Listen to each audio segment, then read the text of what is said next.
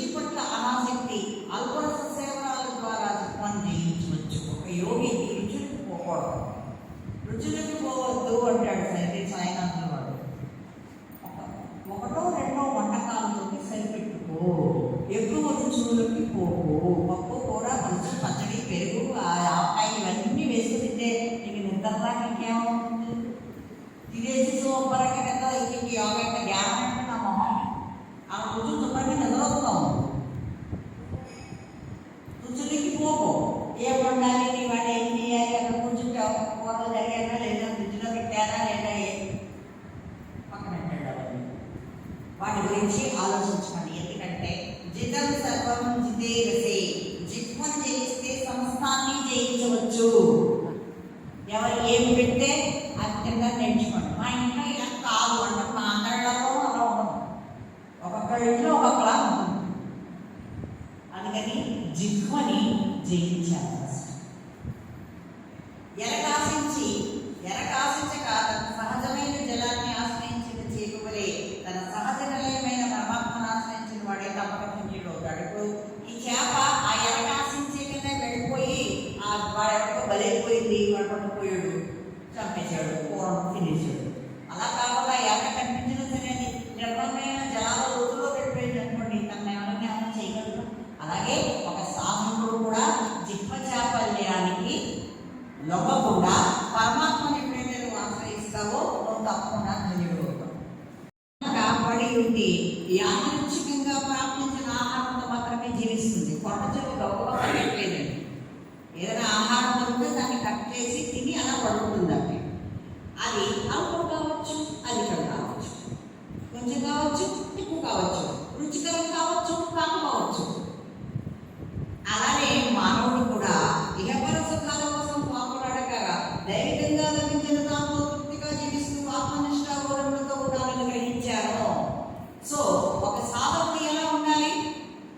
దొరికిన దానితోటి సంతృప్తి పడాలి. ధర్మాత్మక ధనధాన్యము దైవముని ఉండగా దుర్భాగ్య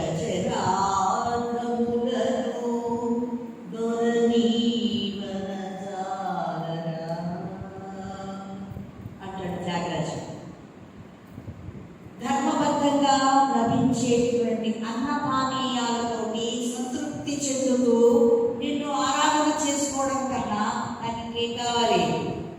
అది నాకు దొరికే ఆహారం అల్పం కావచ్చు, అధికం కావచ్చు, రుచికరం కావచ్చు, కాకపోవచ్చు. రుచుల కోసం ఎప్పుడైతే పాకులాడేవో నీ సాధన అంతా జీరోకి వెళ్ళిపోతుంది. ఒక సాధన ఎలా ఉండాలి? ఏం దొరికితే తినాలి కదా. ఇక్కడికి వచ్చి నాకు బిర్యానీ కావాలంటే మీరు పెడతారా? 3 రోజులు ఇక్కడ ఒక క్యాంప్ పెట్టారు, 3 days meditation camp. Morning breakfast, afternoon lunch, evening snacks, night మళ్ళీ డిన్నర్, మధ్య మధ్యలో డ్రింకులు. నాకు అదే కావాలి, బాగా బ్రాండే కావాలంటే మీరు ఇస్తారంటే ఎవరు వాళ్ళు పళ్ళు పెడతారంట, అవి తిని ధ్యానం చేసుకో అంటారు. ఇంకేం చేస్తావు నువ్వు సాధన? సో కొండ చిలువలాగా దొరికిన దానితోటి ముముక్షువు ఎలా ఉండాలి? సంతృప్తి చెందాలి. ఒక పౌరాలు చెట్టు పిల్లల్ని పెట్టి వాటిని ప్రేమగా పోషిస్తూ ఉండేది. ఒక బోయేవాడు వల వేసి పిల్లల్ని పట్టుకున్నాడు. అప్పటికి వాటికి ఆహారం తెచ్చిన ఆడపౌరం కూడా పుత్ర వ్యామోహంతో ఆ వలలో దూకింది. దాని నడవాసి జీవించలేక మగపక్షి దాన్ని అనుసరించింది. అలానే మానవ జన్మ ఎత్తి కూడా మమకార వ్యామోహంతో తన వినాశనం కొద్ది తెచ్చుకుంటున్నాడని తెలుసుకున్నాను. సహజంగా స్వేచ్ఛాయుతమైన ఆత్మ దేహే ఇంద్రియాలతో తాదాత్మ్యం చెంది సంసార దుర్గాగ్నిలో కర్మమలయంలో ఇలాగే తగులుకొని నశిస్తోందని తెలుసుకున్నాను. ఇంకో గురువు ఎవరంటే పౌరం. ఈ పౌరాల జెండా ఒక చెట్టు మీద ఉంటుంది, పిల్లలతో ఉంటుంది. ఒక వేటగాడు వస్తాడు, వల వేస్తాడు, ఆ పిల్లల్ని పట్టుకుంటాడు. ఆడపౌరం వాటిని మంటల్లో దగ్గర చేస్తూ ఉంటే ఆడపౌరం కూడా అందులో పడిపోతుంది. అయ్యో నా పిల్లలు అనుకుంటుంది.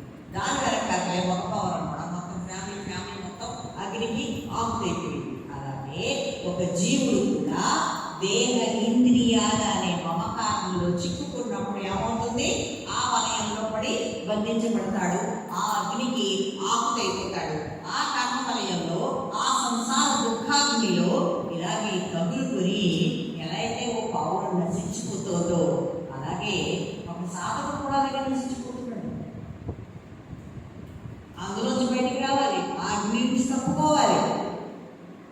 ఎవరు?